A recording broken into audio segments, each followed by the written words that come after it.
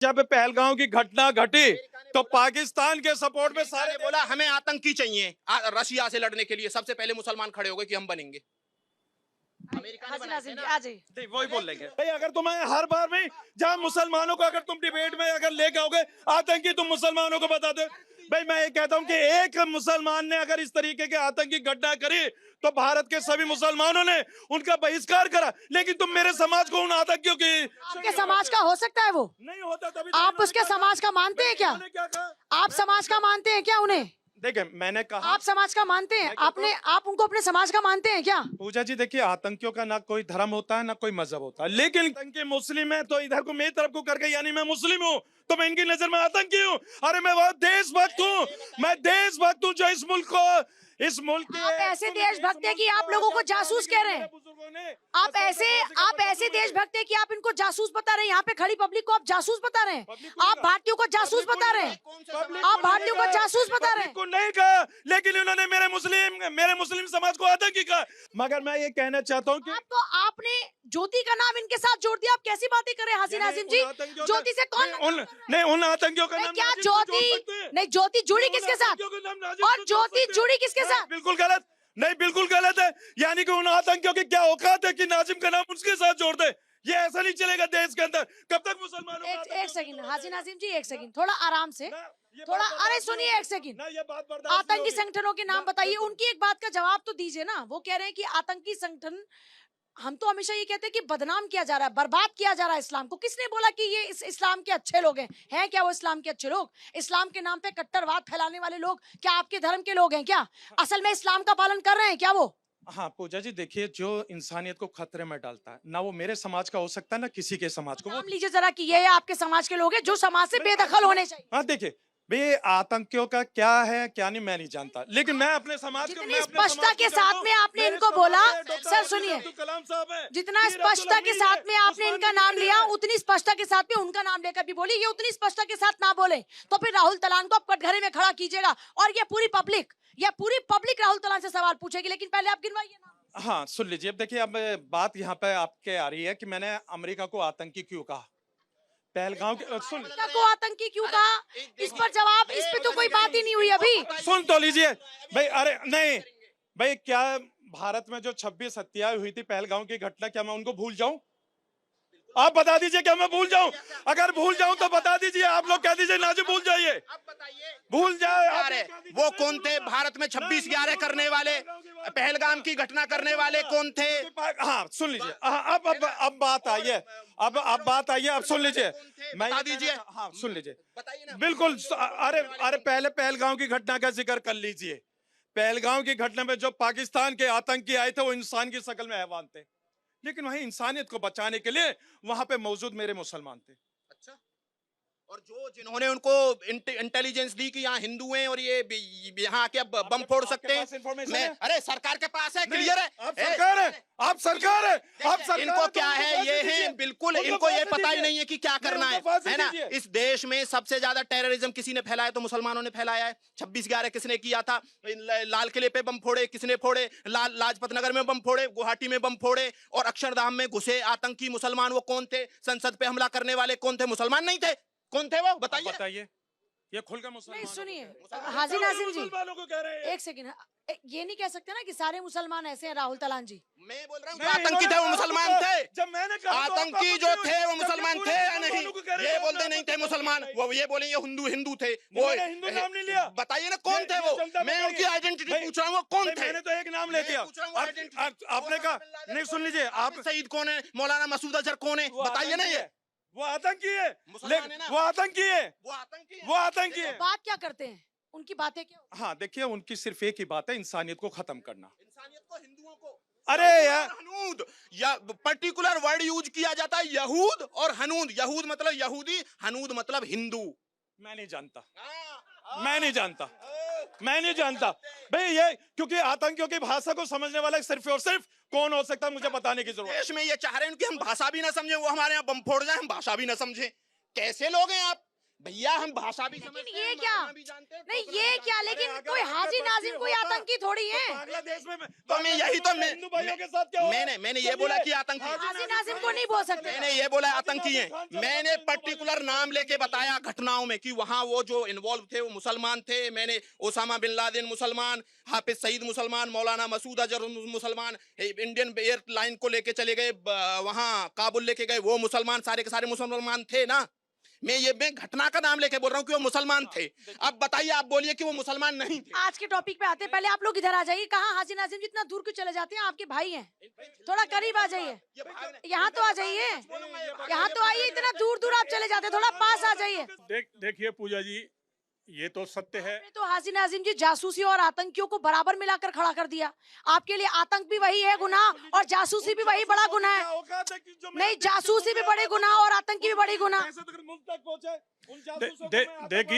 देखिए पूजा जी, ये सत्य है कि हिंदुस्तान में मुसलमान इस टाइम 20% है। मैं 20% में 2% लोगों को मानता हूं कि जो वो अपने देश, इस देश को देश मानते हैं, क्योंकि हमारे यहाँ जहाँ अब्दुल कलाम भी हुए हैं, हमारे यहाँ अब्दुल हमीद भी हुए हैं, जिन्होंने पाकिस्तान के 20 से अधिक टैंक उड़ाए थे 71 की लड़ाई में। तो हम बिल्कुल नहीं नकार सकते, मगर ये भी सत्य इस बात को मैं बिल्कुल नहीं नकार सकता हूं कि हिंदुस्तान में जितने भी बम ब्लास्ट हुए, जितनी भी आतंकी घटना घटी हैं, उसमें कौन था? टोटल मुसलमान थे। तो इसलिए मुसलमान नहीं ना, वो आतंकी संगठन है। अमेरिका पर पब्लिक क्या सोचती है?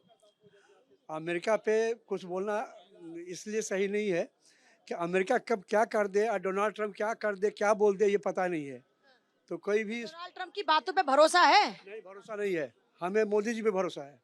हाँ जी, किस पे भरोसा है? हमें किसी पे भरोसा नहीं, मतलब अपना भरोसा बस। अपने आप पे भरोसा है। किस पे भरोसा है? मोदी जी पे मैम। मोदी जी पे भरोसा है। किस पे भरोसा है? कांग्रेस पे। कांग्रेस पे। किस पे भरोसा है? मोदी जी पे। अंकल जी, अमेरिका की नीति पर आप क्या बोलते हैं? देखो जी, अमेरिका के बारे में यहाँ की पब्लिक क्या सोचती है? भारत सबसे अच्छा देश है और सबसे ताकतवर है, मैं ये सोचता हूँ। मोदी जी के रहते यहाँ पे कुछ नहीं हो सकता। एक सेकंड सर, आती हूँ। अमेरिका के बारे में क्या कहते हैं? अमेरिका जो है मान लीजिए कि सबसे बड़ा यस में देश में तो सबसे सुपर बड़ी पावर, हाँ। सुपर पावर है। आर्थिक स्थिति उसकी जो है बड़ी अच्छी है, लेकिन हमारा भारत भी किसी भी देश से कम नहीं है। मोदी जी हैं तो मुमकिन है हमारे। तैयार हैं आप सब लोग? जी जी, मोदी यहाँ पे हमेशा रहेंगे और हैं रहेंगे। भरोसा है? भरोसा बिल्कुल है। मैं बीजेपी को समर्थन करता हूँ। बीजेपी को समर्थन करने की कोई खास वजह? अब वो अच्छे काम कर रहे हैं और डेवलप के बारे में सोचते हैं। जैसे मैं ये कहता हूँ कि आवाज नहीं आ रही क्या अभी? आ रही है, बोलिए। मेरा ये मानना है कि हमें अमेरिका के फेवर में होके बात ही नहीं करना चाहिए। ये दुर्भाग्य है उस समाज का कि वहां से आतंकी निकल गए। ऐसा नहीं बोलना चाहिए कि हम संविधान को मानने वाले लोग हैं। ऐसा नहीं कहना चाहिए कि सारे मुसलमान आतंकी हैं, ये गलत है। हमें ये कहना चाहिए कि जो वहां पे आतंकी निकले उसमें से ज्यादा निकल गए मुसलमान। ये नहीं कहना चाहिए। ये कलाम जी का देश है, संविधान से चलने वाला देश है, कभी भी उनके खिलाफ नहीं बोलना चाहिए। और सर की एक बातों से मैं कॉन्ट्राडिक्ट करूंगा कि उन्होंने कहा था कि इंटरनेशनल पॉलिटिक्स में जिसकी नीतियां, जिसके पास बल है वो अपनी नीति साधेगा। तो क्या अमेरिका डिसाइड करेगा कि वर्ल्ड पॉलिटिक्स किस तरीके से चलेगा? वो यहाँ का ठेकेदार है। यूएन अभी तक चुप है और यूरोपीय यूनियन के जितने देश हैं वो इतने बुद्धिजीवी लोग हैं, अभी चुप हैं। वो एक गरीब देश, उसको पता है कि हमें कैसे निकलना है। वेनेजुएला की बात कर रहा हूं मैं। और आप जाकर के वहां के राष्ट्रपति को उठा के लेके चले आते हैं रातों रात और बादशाह साबित करते हैं। दम था तो आप अफगानिस्तान में जीत के दिखा देते। 22 साल में आपकी हवा निकल गई। 5000 किलोमीटर से दूर आप वहां पे और भारत को धमकी दे रहे हैं। आप यकीन मानिए सर, मैं आपसे आपके बातों से विरोधाभास कर रहा हूं कि आप जिस तरीके से अमेरिका के फेवर वाली बात कर रहे हैं, यकीन मानिए अगर अमेरिका की सरहदें भारत से टकराती ना तो भारत के खिलाफ वो कब से 10 युद्ध लड़ चुका होता। भारत से सरहद न टकराने पे 5000 किलोमीटर दूर बैठा है एक तानाशाह, वो कह रहा है कि हम 500 टैरिफ आप पिला दें। आप कौन होते हैं डिसाइड करने वाले? तो वो आप डिसाइड करेंगे। आप अगर सामर्थ्य है आपके पास तो आप डिसाइड करेंगे कि किस तरीके से मानवता चलेगी। नहीं अपने देश में क्या टैरिफ लगाएंगे दूसरे पे, जैसे हम डिसाइड कर सकते हैं वैसे अमेरिका को भी तो हक है ना। क्या किसने कह दिया? प्रेशर पॉलिटिक्स बना कर अगर भी सोचे कि भारत दबाव में आएगा तो भारत की जनता को साथ आना होगा। भारत की जनता को अभी जरूरत है किसी और चीज की। हमें जरूरत है रोजगार की, हमें जरूरत है कुछ पैसों की, हमें वो दुनिया लड़े। हमारे यहाँ गांव में एक कहावत है कि राजा को पता नहीं और मुसहर बन बांट रहे हैं। मतलब समझ रही हैं आप कि अमेरिका कितना टैरिफ लोड करे, क्या करे, उससे कुछ नहीं जनता को उससे मतलब नहीं, हमें अपनी रोजगार दाल रोटी से दाल मतलब है। रोटी से मतलब होना चाहिए, ये चीजों से मतलब होना चाहिए। अब हमें क्या मतलब है, यहाँ मैं दिल्ली का रहने वाला नहीं हूँ, मैं यहाँ आया, मुझे लगा भारत की राजधानी है, साफ सुथरे सब चीज होंगे, कुछ जगहों को छोड़ दे तो हमें कुछ खास अंतर समझ में नहीं आ रहा। और हम बात कर रहे हैं कि अमेरिका टैरिफ ला देगा, वेनेजुएला आप सर के हिसाब से कि पर आप इसको ये भी तो मान सकते हैं कि भारत का जो युवा है वो इतना समृद्ध और इतनी समृद्ध सोच वाला है कि वो आज वेनेजुएला की बैठकर बात कर रहा है। लेकिन तो ये तो हमारी समृद्धि की भी पहचान है ना कि हम दुनिया के बारे में नजर रखते हैं, दुनिया पर हमारी हमें जानकारी होती है। मैं एक चीज बताता हूँ, मैं चंदौली जिले का रहने वाला हूँ और पूर्वांचल का जो क्षेत्र है, चाय की दुकान पे बैठेंगे आप तो पूरे भारत की राजनीति आपको चाय पे बैठने वाला एक व्यक्ति समझा देगा जिसके पास 500 रुपए की दिहाड़ी की नौकरी नहीं है। हम वही बकैती में तेज हैं। हमें अभी बात करनी चाहिए थी कि हमारा देश अभी बहुत सारी चीजों से जूझ रहा है। बनारस एक छोटा सा शहर है, वहां का रहने वाला हूं मैं, और जब मैं वहां से आया तो मुझे लगा भारत की राजधानी दिल्ली इससे कई गुना ज्यादा डेवलप होगी, लोग सिविक सेंस वाले होंगे, लोग यूरिनेट करते हैं रोड पे, यहाँ पे दिल्ली में। अब बात करेंगे, पूछ लेंगे कि वेनेजुएला पे आक्रमण हुआ, सर ने कहा वेनेजुएला की इकोनॉमी पूरी तरीके से कोलैप्स हो गई थी, तो इकोनॉमी कोलैप्स हो जाएगी तो आप वहां के राष्ट्रपति को उठाएंगे, लेके चले जाएंगे अपने देश में। वहां के युद्ध के और सैनिकों की अगर तुलना कर लें, आपको अपने दम के बराबर से लड़ना चाहिए था। आइए रसिया से लड़ते हैं यहाँ पे, आप आइए यूक्रेन में फ्रंट लाइन पे रसिया से लड़ लेते हैं। उसी की बात हो रही है। फिर सवाल ये था कि हमारे लोगों को पहले अपनी सरकार पे भरोसा करना सीखना होगा। बिल्कुल अपनी सरकार पे भरोसा करना सीखना होगा और हमारी सरकार जितना हो सकता है अपने नागरिकों के हितों के लिए खड़ी रहेगी। इसीलिए हम ईरान के साथ खड़े हुए हैं, क्या पे ये ईरान हमेशा से हमारा मित्र रहा है। और रीज़न क्या है, जब सब अपने अपने स्वार्थ देख रहे हैं तो भारतवर्ष भी अपना स्वार्थ देखेगा। हमारा चाबार जो पोर्ट है वो वहाँ से जाता है, हमारा नॉर्थ साउथ कॉरिडोर है जो वहाँ से जाता है, तो हमारे रिश्ते अच्छे रहे हैं। जो भी आतंकवाद है, आतंकवाद के खिलाफ भी अगर देखा जाए तो ईरान ने हमें सपोर्ट किया है। ठीक है, जो आतंकवाद आता है वो कतर से आता है, जो कतर से आता है पाकिस्तान से आता है। देखिए मैं अपनी बात कह रही हूँ ना, आप बस कह सकते। और आप अभी क्या बोल रहे थे, ये बोल रहे थे कि अमेरिका से सारे वेपन्स लेता है इंडिया। जरा कहिए भाई साहब से कि सर्च करें एक बार गूगल पे, तो इनको समझ में आएगा कि कितने हमारे हथियार जो हैं अमेरिका से लिए गए। हमारे मैक्सिमम जो हथियार हैं वो रशिया से आते हैं, फ्रांस से आते हैं और कुछ इजराइल से भी आते हैं। 40 से 50% वहां से आता है। कुछ दो चार चीजें आती है, खास नहीं आती हैं। लेकिन कुछ भी हो जाए, हम अमेरिका की इस हरकत का समर्थन नहीं कर सकते, ना भारतीय जनता कभी भी समर्थन करेगी। वहां पे नागरिकों के साथ जो भी हो रहा है, महिलाओं के साथ हो रहा है, वो गलत है। लेकिन एक गलत से दूसरा गलत सही नहीं हो जाता ना पूजा जी। कभी भी ये समर्थन नहीं किया जा सकता, क्योंकि इस तरीके से कोई भी पावरफुल कंट्री बाकी किसी भी पावरलेस कंट्री पे कभी भी अपना हक जमा देगी। तो हर देश का अपना एक अधिकार होता है, हर जनता का अपना अधिकार होता है। वो आपसी रूप में समझाएं, सुलझाएं उसको। और अगर मान लो नहीं भी सुलझ रहे हैं तो भी उसको हम अंतरराष्ट्रीय लेवल पे बैठ करके मीटिंग कर सकते हैं, सुलझाने की कोशिश कर सकते हैं।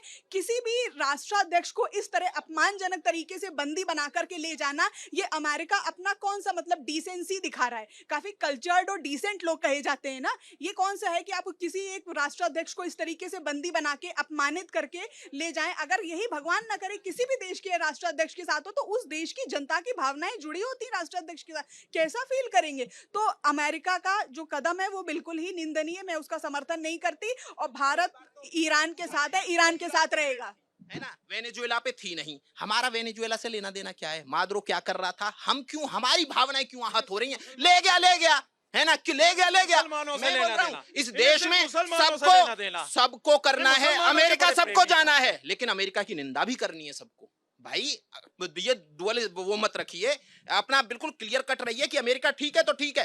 ट्रंप का टैरिफ से आपको दिक्कत है ना, सरकार लगी हुई है ना, वो टैरिफ जब सुलझ जाएगा तब अमेरिका प्रिय हो जाएगा आपका, होगा या नहीं होगा। तो सवाल ये है कि कुछ अभी हुआ, आप अचानक से अमेरिका के विरोध में हो गए। इस देश की अगर जो सरकार को अमेरिका के खिलाफ जाना होता तो कब की बोल चुकी होती। सरकार क्यों नहीं बोल रही है अमेरिका के खिलाफ। सरकार को भी तो बोलना चाहिए। सरकार चुप मार के बैठी, सरकार को पता है अमेरिका है और हमें अमेरिका की इस वक्त बहुत जरूरत है।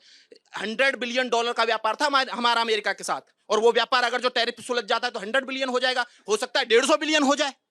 लेकिन तब अमेरिका अच्छा हो जाएगा। अब उन्होंने बोला हमारे रशिया से वेपन है, लेकिन जो आपने रशिया से जो आपके वेपन कम हुए हैं, अमेरिका से आपने ड्रोन लिए, अमेरिका से आपने हेलीकॉप्टर लिए, आप टॉम हॉक मिसाइल की बात कर रहे हैं, आप इंजन ले रहे हैं जी, वो जो उसके तेजस के लिए इंजन ले रहे हैं, आप मॉडर्न टेक्नोलॉजी आयात कर रहे हैं अमेरिका से। लेकिन और अगर जो आपको अमेरिका से दिक्कत है तो फिर गूगल से भी दिक्कत होनी चाहिए आपको, फिर आपको एनवीडिया से भी दिक्कत होनी चाहिए, फिर आपको मेटा से भी दिक्कत होनी चाहिए। अमेरिका एक्चुअली में सब जगह है, आपको ये देखना है कि आपको कहां रहना है। अगर जो आपको लगता है कि वेनेजुएला हमारा बहुत फायदेमंद है, दो पड़ोसी हैं मेरे, एक मेरे लिए कुछ नहीं फायदा है उससे, और एक मेरा ऐसा पड़ोसी है जिससे मुझे फायदा है, और उसको कोई उठा ले जाए, उसके घर में चोर आ जाए दूसरे पड़ोसी में जिससे मुझे कुछ फायदा नहीं है, मैं उसके लिए अपनी भावनाएं आहत करता राहुल हूं। तलान जी, जो आप बात करें वो जियोपॉलिटिक्स की, वो हाँ, वो वर्ल्ड पॉलिटिक्स की, जियोपॉलिटिक्स की बात करें, बट सवाल ये है कि अमेरिका ये झूठा दावा कर दे कि साहब हमने कराया समझौता, पाकिस्तान को हम भारत को हमने रोका, हमारे कहने पर युद्ध विराम हुआ, तो ये सब बातें तो यहाँ के लोग बर्दाश्त नहीं करेंगे ना। तो इस देश के प्रधानमंत्री ने क्लियर कट जवाब दिया, विदेश मंत्री ने क्लियर कट जवाब दिया। अपनी विपक्षी पार्टियों ने माना क्या इस बात को? तो विपक्ष से बोलिए ना कि जब आपको अपने प्रधानमंत्री पे भरोसा नहीं है, आपको अपने विदेश मंत्रालय पे भरोसा नहीं है, विदेश मंत्रालय के स्पोक पर्सन पे भरोसा नहीं है, इनको भरोसा नहीं होगा, आपको है भरोसा ना? हाँ सुन लीजिए, देखिए भाई मुझे तो भारत की नागरिकता में ही रहना, इनको अमेरिका की नागरिकता चाहिए, इसलिए ये उनका ज्यादा गुणगान कर रहे हैं। नागरिकता चाहिए अमेरिका की।